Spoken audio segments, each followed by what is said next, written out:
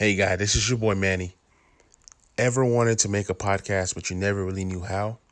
Anchor is the key. It's free. There's creation tools that allow you to record your podcast right from your phone or computer. Anchor will distribute your podcast to places such as Spotify, Apple Podcasts, and many more. Also, you can make money from your podcast right away. You don't need no minimum listenership to start making money. Everything that you need to make a podcast all in one place. So go ahead and get started today. Download the Anchor app at the App Store or go to anchor.fm to get started. What up, y'all? Welcome to another episode of Talking Sports with Manny. And this is your host, Manny. Let's get it.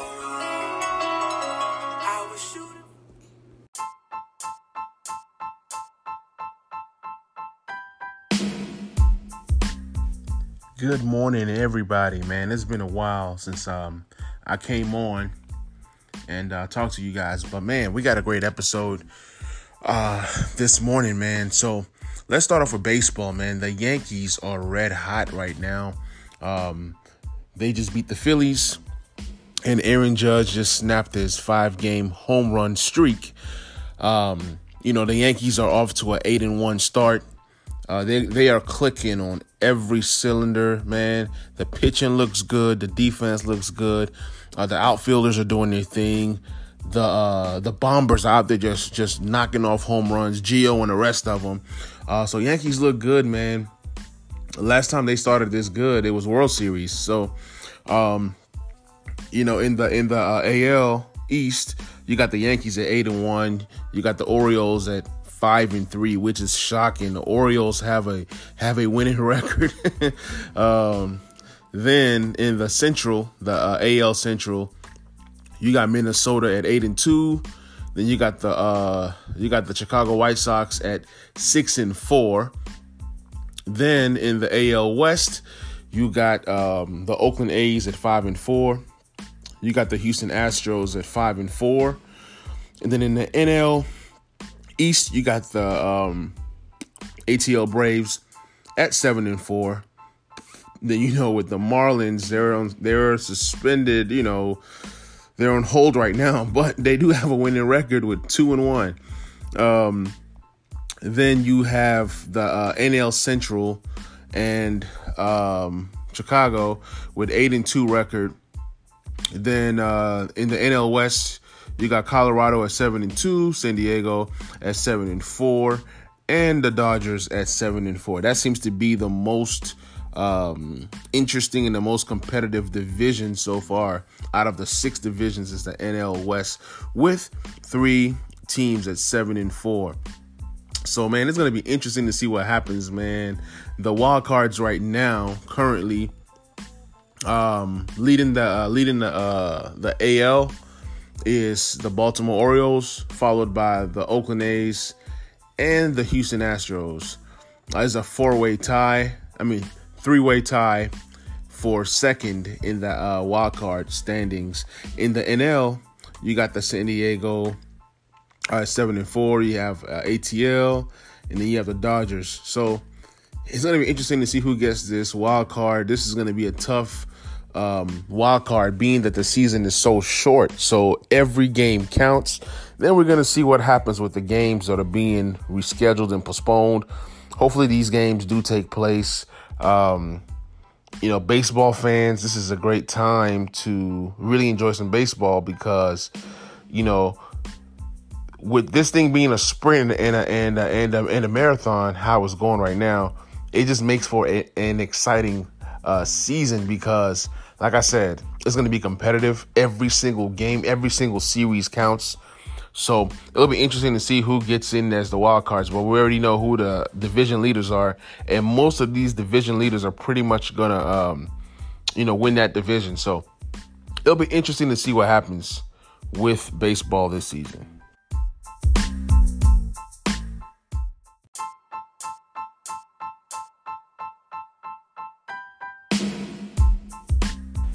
So, guys, speaking of baseball, man, this is a wild story right here from the Mets, Yoenis Cespedes. He opted out for the 2020 season, but this is how he did it, man. So Cespedes failed to show up at the ballpark for the game versus the Atlanta Braves on Sunday. So the team is, they're looking for him. They can't find this guy. After the game, they announced that he opted out. But the thing is, if you're going to opt out, you want to kind of let your team know that you're opting out. I heard that they went to his hotel room. They opened up the room and all of his stuff were gone. And to me, that's lame, man. If you're going to opt out, there's a way to do it.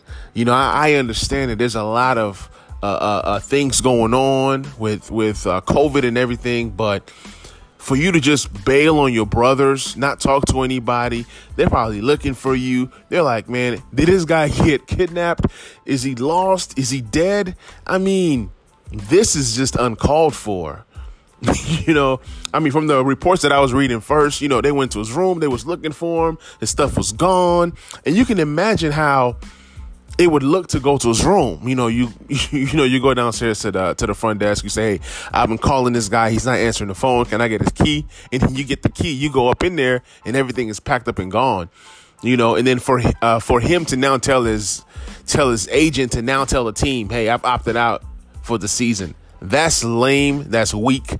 That's disrespectful. I have no problems with people doing what's best for them and their family. I have no problems with people opting out, but there's a certain way that you do things. You know what I'm saying?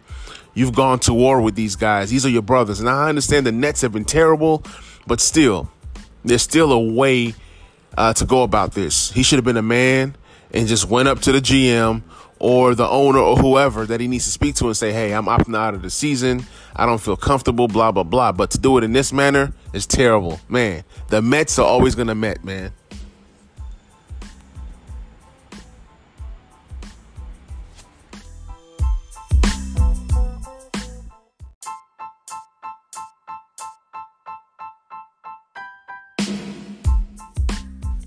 So, guys, the NHL kicked off this past Saturday, and what they decided to do was to have a 2014 playoff. So if you didn't meet the record requirements, you were eliminated, and they just kind of rocked with the top 24 teams. They bring them in, and then they run some kind of post-season action that's kind of different from what the NBA is doing. So pretty much, you'll have West qualifying games, you'll have East qualifying games, and then you'll have teams that are what you'll call a East qualifying robin or a West qualifying round robin. So here's what the rules is with the robin for those who are not so acclimated with hockey.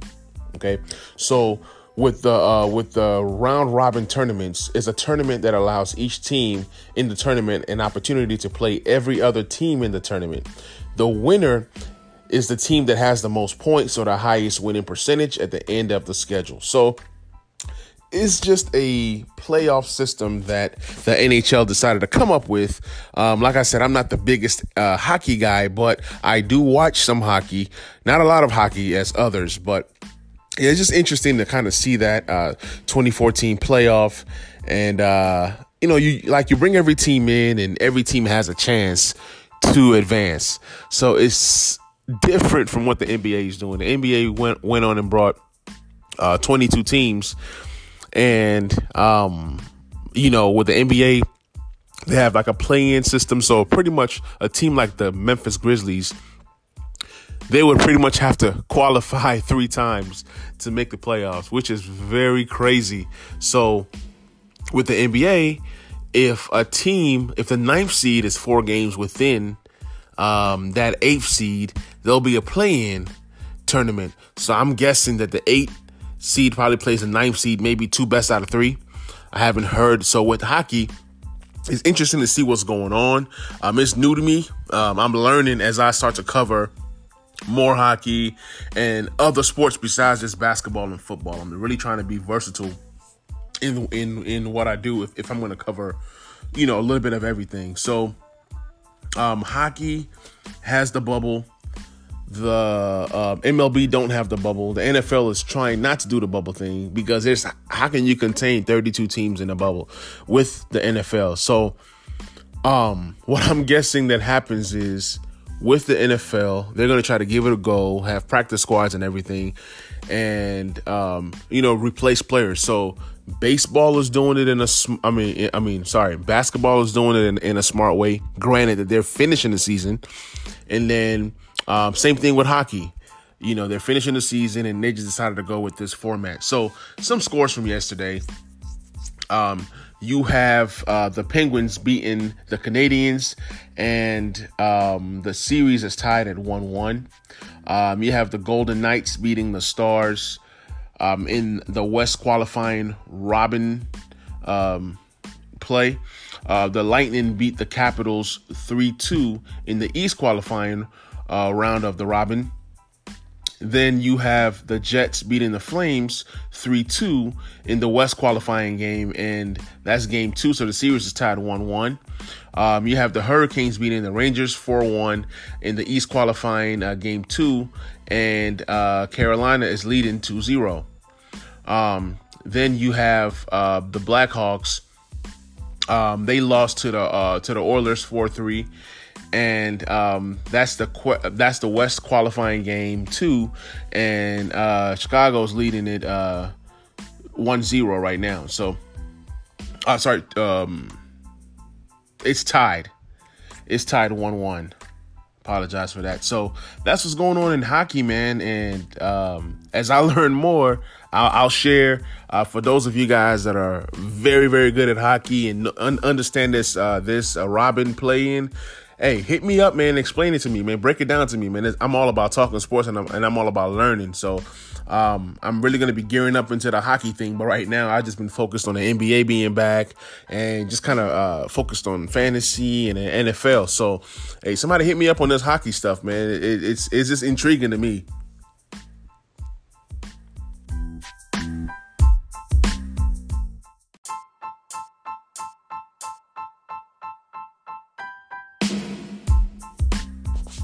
If you smell what The Rock is cooking, it doesn't matter. So, guys, The Rock has bought the XFL. He led a group of investors to purchase the XFL for $15 million.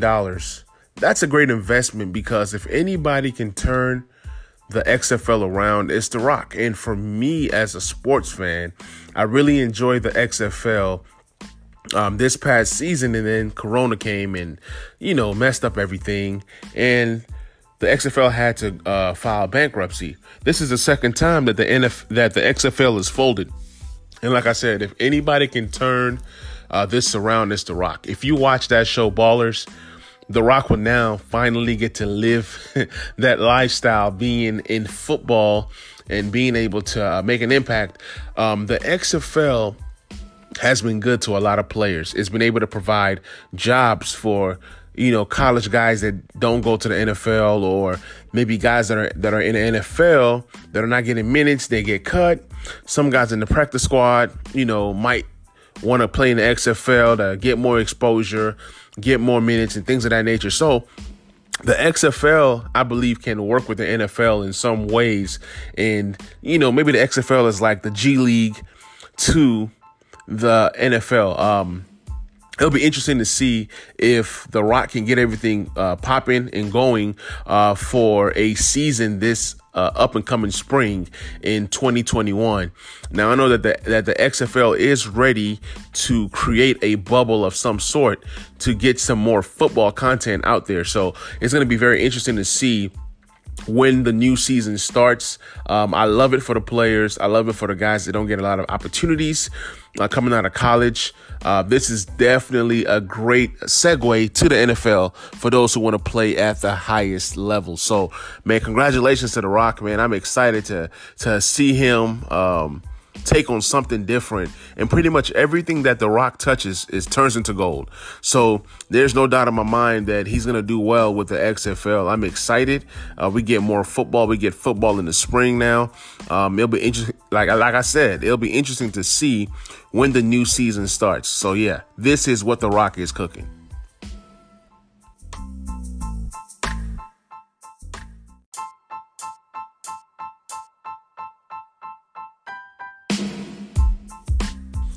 So, guys, let's dive into the NFL, man. Shout out to Patrick Mahomes for being a part-time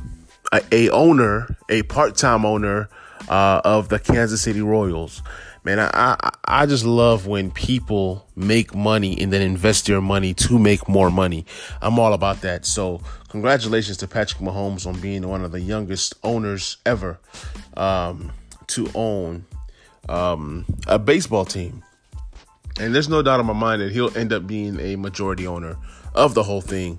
That's just kind of how it works, man. You know, the more you make, then you can buy more people out and things of that nature. So proud of the guy. He has set up his family to win for years to come. So guys, man, Jordan Reed, tight end of former Washington football, have signed with the 49ers. I wish that Jordan Reed would just retire and just think of quality of life. But if he is healthy and if he does decides to play and everything works out, that can be a nasty duo between George Kittle and Jordan Reed. With Deebo Samuels being hurt, you can see some 12 personnel for the 49ers, a run game. Two good tight ends that can catch and that are very, very athletic. Regardless of what happens to receiver, you got Brandon Ayuk out there. You got Jalen Hurd. You got some other young guys like Bourne and Pettis. So nobody really knows how the wide receiver room is going to shake up. But tight ends and as far as running backs, Shanahan knows what he's doing. So it should be a productive offense as usual. Aaron Rodgers, I still believe, is pissed off that they drafted Jordan Love, and for the Green Bay Packers not to draft a wide receivers is crazy. I think that they believe so much in Allen Lazard, and Aaron Rodgers really likes Lazard, so maybe he went up to them and told them that, hey, Lazard is just so great and so good that they didn't draft a wide receiver for him. So I still expect Aaron Rodgers to have a great season, a great bounce-back season this year.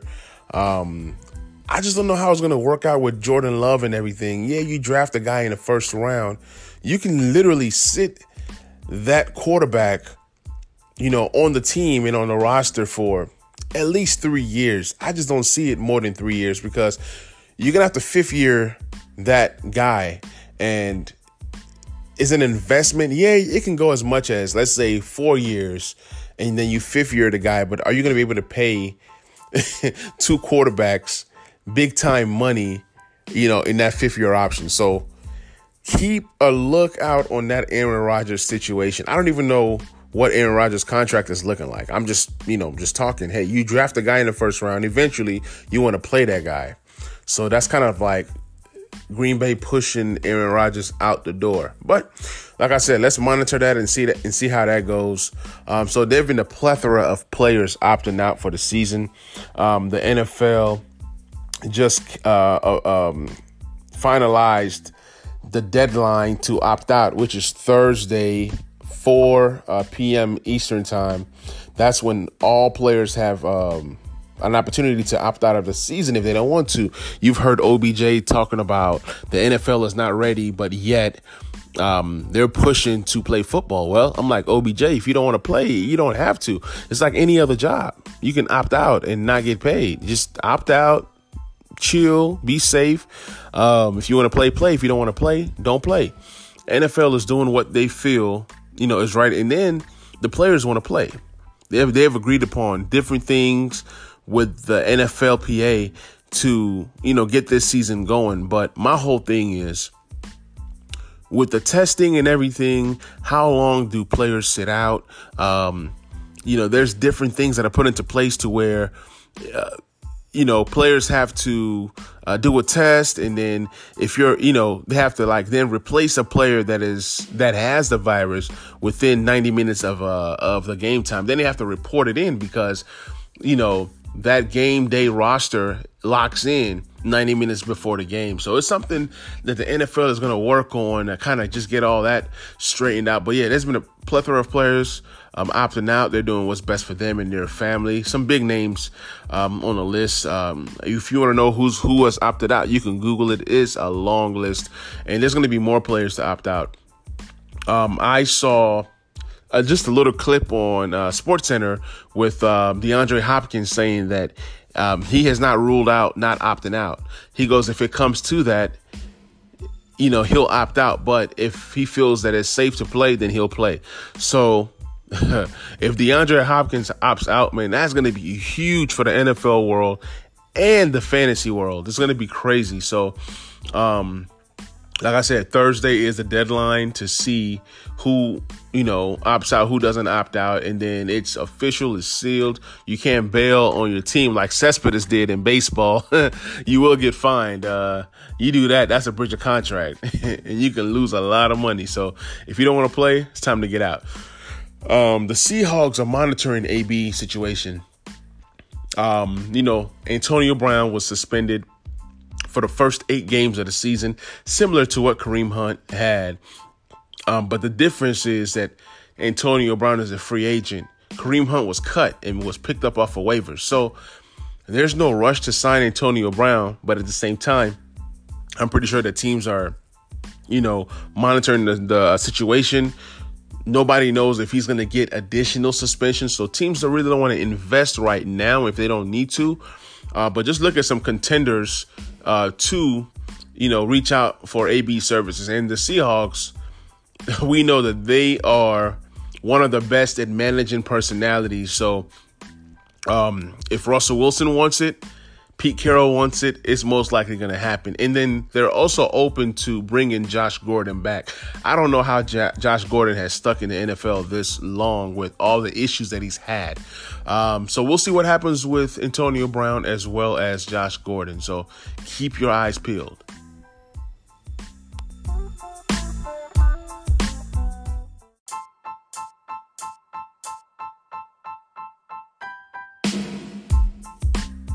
So, guys, on to the NBA. We're going to start with some news and notes. So the NBA has tweaked its testing policy to allow a quicker return. So that's good because there's been complaints about what if you're in the playoffs and, you just have to, get a test done, with the regular protocol and the quarantine, in the playoffs, it can be tough. So they have shortened that return time, which is going to be good moving forward, just in case somebody does have to quarantine during the playoffs. Somebody does catch the virus during the playoffs. So NFL has put that in place, which is pretty awesome. So the Bucks coach and the OKC coach, there was a voting. And those two coaches are the coach of the year. It's a co-coach of the year. I still feel like Nick Nurse from the Toronto Raptors, he should have won the coach of the year. Look at what he's done with that team. We're going to get into the Toronto Raptors in a minute, but I believe that Nick Nurse really took that team and just turned them into greatness. Nick Nurse is one of the best coaches in the NBA, and I felt like he was disrespected. Now, Billy Donovan, man, you got to give him his flowers because what he's done with OKC is amazing. OKC was not supposed to be in the playoffs. OKC was supposed to be in a rebuild. Taking on Chris Paul's contract was not by choice. It was like, okay, we get rid of Westbrook and we gain some picks back. But then it's turned out that Chris Paul is an all-star. He made the all-star team this year. He's taken that team to new heights and new levels. And to be honest, Chris Paul is a better leader than Russell Westbrook. I honestly believe that. I mean, you see what he's doing. with the squad that he has now. So the bubble has been very successful. They're now playing the actual games. So just my thoughts from opening night till now, it's like games are getting better and better and better and very competitive. So really Saturday kind of kicked off some of the top games in the NBA. The Miami Heat played the Nuggets that first game, and Jimmy Butler and Cole, they're tough, man. They're tough. The Heat are tough. You got guys like Olenek just shooting amazing numbers. The Heat have the best collection of shooters as a team in the NBA. I believe the Heat has to be number one. The Heat got to be number one. There's other great shooting teams out there, but I really like what the Heat have to offer. They have shooters at every single position, and they beat the Nuggets 125-105. Then the next game that day was the Jazz and the Thunder. The Thunder really did their thing. They beat the Jazz 110-94. The game was even out of hand, but I guess, at the end of the game, garbage play, garbage time, the score started looking better. But yeah, they beat down the Jazz. The Jazz don't look the same with Bohan not being there, or Bogey. He was a big piece that they brought in along with Conley. And, Bogey was averaging 20 points a game. So that out your lineup for a team that's not a offensive juggernaut. You can only do so much. So they're lacking some scoring. The Pelicans played the Clippers. That game was not even close. Zion looks fat and out of shape. It's going to take him some time to kind of get into game shape. I believe that Zion needs a nutritionist. I believe that he needs a trainer. And he'll get his body and his conditioning right. But at the end of the day, if he wants to have a long-lasting career, he definitely has to trim down, watch what he eats, and then really, really get into a very good workout regimen. That way, when the next season comes out, he's just clicking on all cylinders. The Sixers played the Pacers, and, man, let's just put it like this. TJ Warren went off. Mind you, he was the guy that Phoenix got rid of for cash considerations. TJ Warren scored a career-high 53 points. 53 points for a guy that you traded for a piece of gum. The Sixers are just a team that have all the talent, but missing JJ and missing Jimmy Butler, those were two big losses. Jimmy brought that toughness, that defense, and, JJ just brought that floor spacing. So, and then also losing Landry Shamet as well. That's a lot of shooting. The shooting that they have now is not enough, although that I do like Shake Milton. Shake Milton is very nice. He's a surprise. And it took the stubborn coach a while to start playing Shake Milton. But now everything's working out. But yeah, TJ Warren did his thing, beat down the Sixers. It was not a beat down, but it was a close game. But it was 127 to 121. Then the Lakers played the Raptors. Look, I've gone on record to say that the Raptors are the best team in the East. Yes, they are the best team in the East.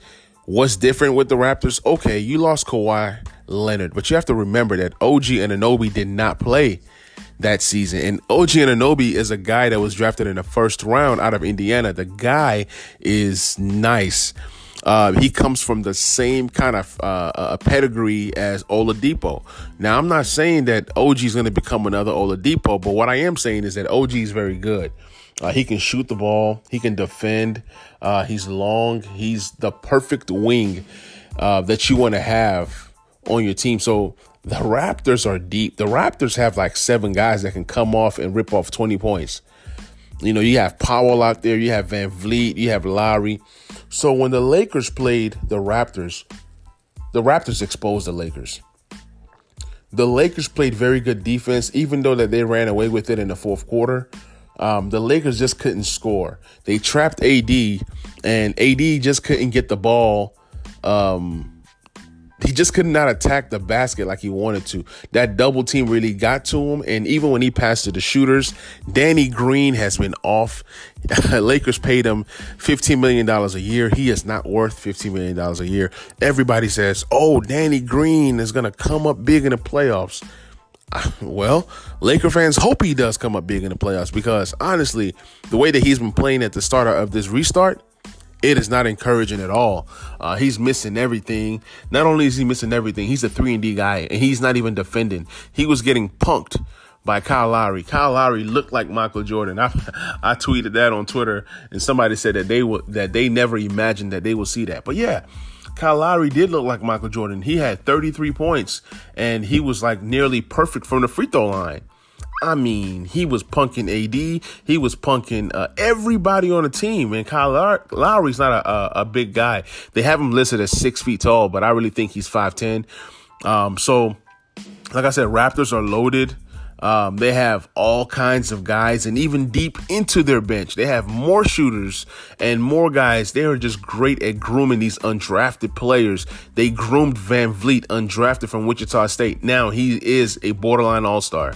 I believe that Van Vliet gets paid when he hits free agency. He's just that good. So Raptors, like I said, are the best team in the East. I know a lot of people say the Bucks. Some people say the Celtics, but watch out for the Raptors, man. They are a very good team. So moving on, man, that Saturday was very good. And then you move on into Sunday. You had the battle of the worst between the Wizards and the Nets. The Nets won that one. Then you had a game between the Celtics and the Trailblazers. Literally, the Trailblazers were fighting back to get into this game. I mean, it was a blowout. Then Dame Lillard just went off. Then Tatum finally got a haircut. Once Tatum got that haircut, his powers came back. Sometimes you have to just leave things the way that they are. Why are you getting an afro when you've not played an NBA game with an afro? So Jason Tatum brought his A game. Jaylen Brown brought his A game. And the Celtics were able to finish us off with a win. The Spurs beat the Grizzlies. Grizzlies have just been fighting. They've been fighting and fighting and fighting, but for some reason, they just cannot get it done. Just like the game on Friday when the Grizzlies blew a big lead to the Trailblazers. Now, they don't get it done against the Spurs. DeRozan just splashes a 3 in their eye and just ends the whole thing. The Magic and the Kings, another weak matchup. The Magics have looked pretty good. The Magic, they've looked pretty good in this restart so far. They beat the Kings 132-116. The Rockets played the Bucks. That was the game of the night. I watched every single minute of it. I enjoyed it. Did you guys remember that beef between Yoenis and Harden? This was the game that we've been waiting for, and I'm glad that we finally got it. James Harden was just unbelievable. I believe he had 49 points. No, I'm sorry. That was the game before.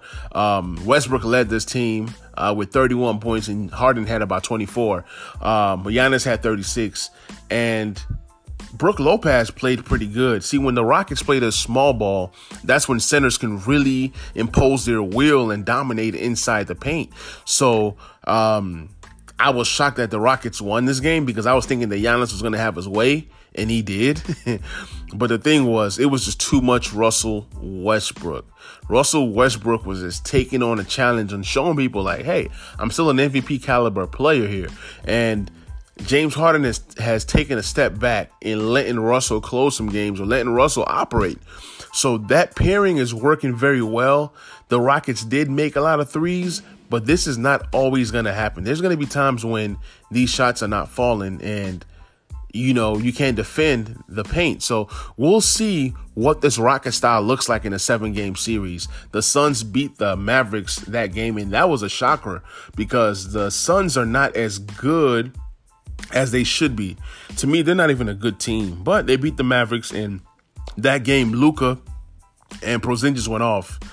Everybody else didn't step up. So the Mavericks need to be careful because they can end up playing the Clippers. Everybody's avoiding that 7th seed, and it looks like the Clippers are going to hold on to that number 2 seed, meaning that the number 3 seed will be Denver. And whoever to get that 6th seed, which will probably be the Rockets, they'll play Denver. And that's gonna be a funny matchup because Bol is coming into his own. Michael Porter Jr. is coming into his own. Denver is a big team, and the Rockets are a small team. But yeah, we'll definitely see how that pans out.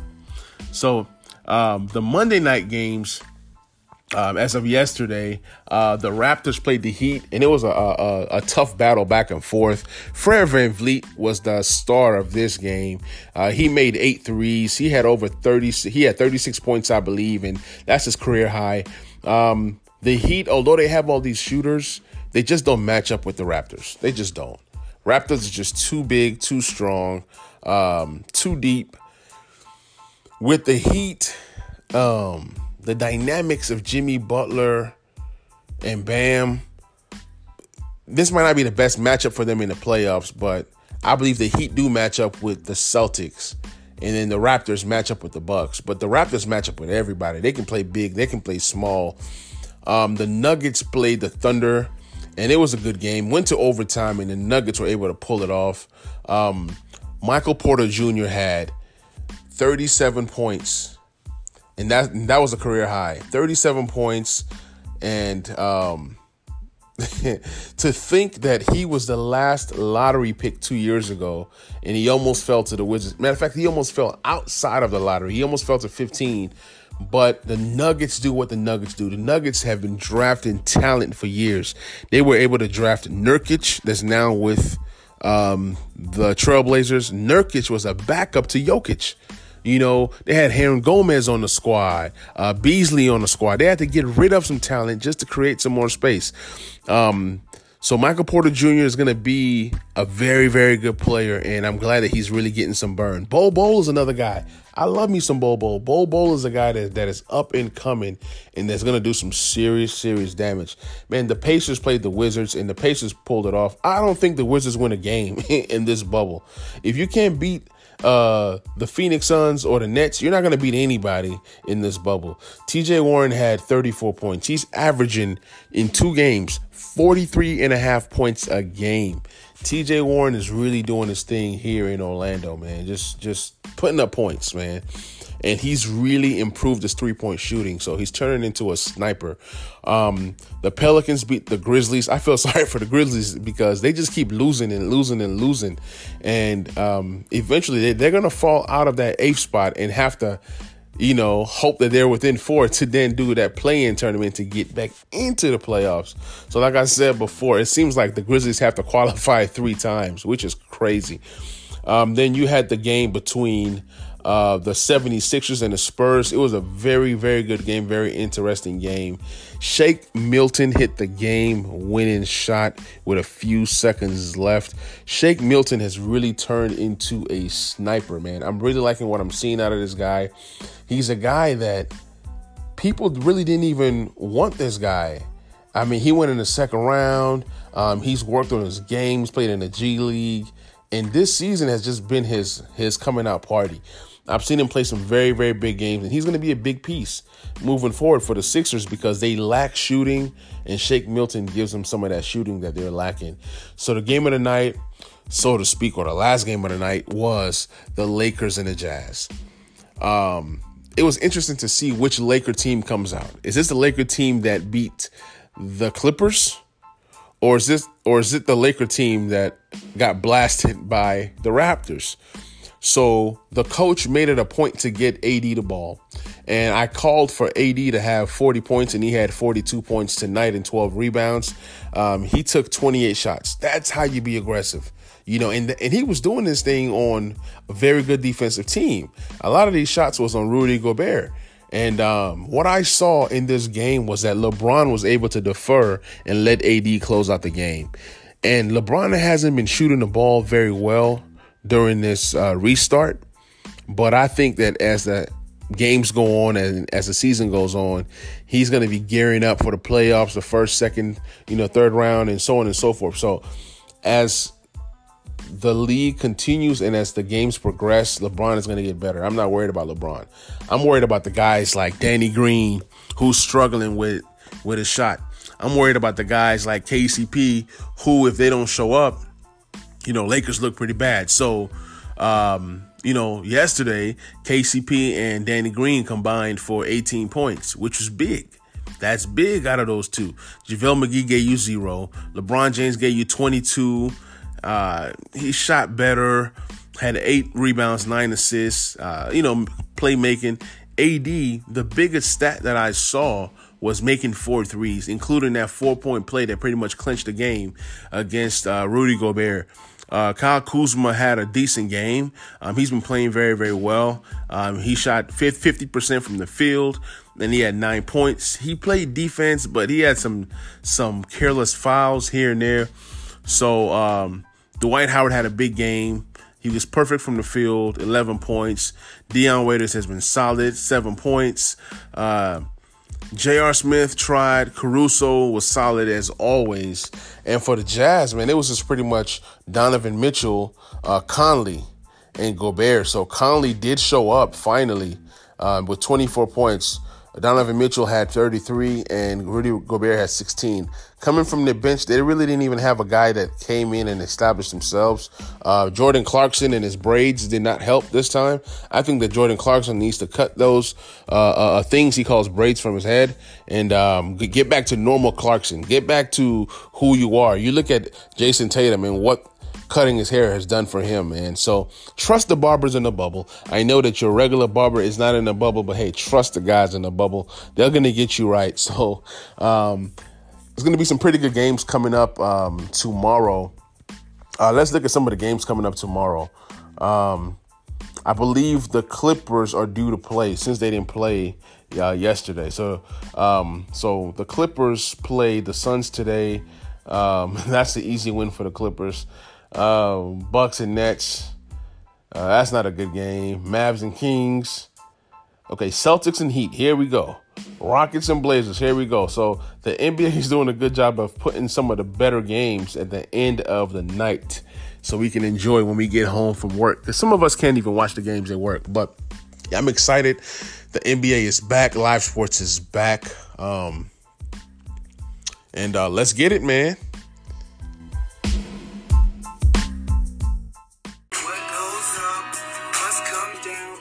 So, guys, thank you so much for tuning in into another episode.